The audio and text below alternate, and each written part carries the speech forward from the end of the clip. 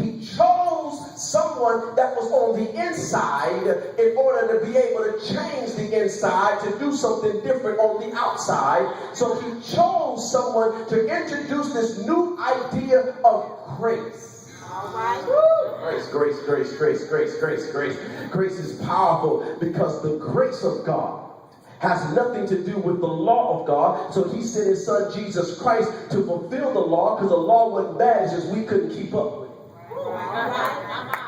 We couldn't measure up to the law. We kept falling short of the law. So he sent his son Jesus Christ to come fulfill the law. And this is why Gentiles, can I help you out? You're a Gentile. You're not a Jew. I know you've been in church your whole life, but let me help you out. If it had not been for Christ dying on Calvary, you would not be able to sit in here with your legs crossed acting like you own the place if the grace of God had not have hit your life. Can I give you a news flash?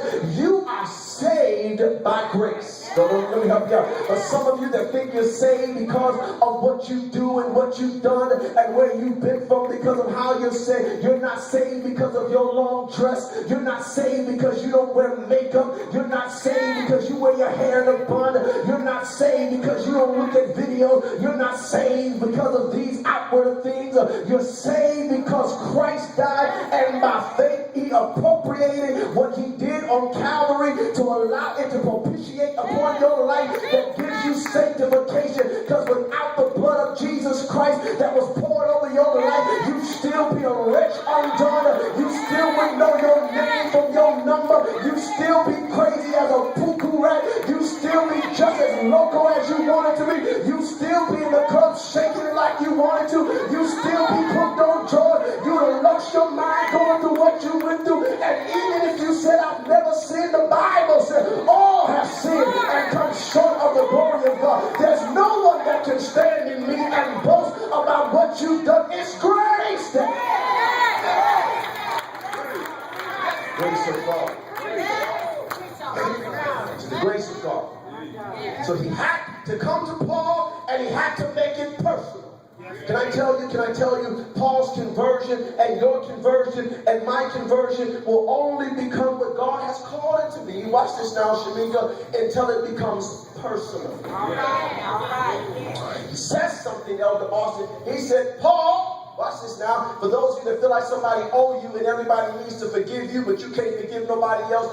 Paul, why hast thou persecuted me? No, he did it to me. For those of you that want to be a victim your whole life, the problem is I did not sin against you, because you never died one day for me. You might have loved me, but you ain't died for me. So I didn't sin against you. I might have hurt you, but I ain't sinned against you. I sinned against God, which is why David prayed, God, I sinned against you and you alone. For those of you that feel like people owe you an explanation, they don't owe you anything. They owe God. I need to know why they failed. No, you don't need to know nothing. You would have failed too had God not have kept you.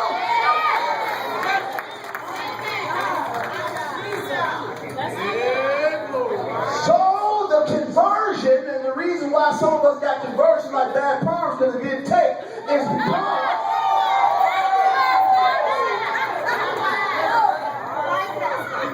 you don't know you sinned against God. Your sinful nature is against God.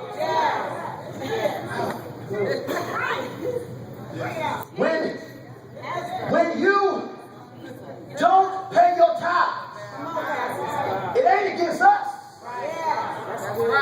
You ain't offending us. Oh, I feel like teaching the word of God. You offending God. It ain't to me. I ain't got nothing to give you. It's against God. When you ain't faithful to your wife, the vows, he said, let me stand here with you and your wife. Because the commitment that you make is not just to her.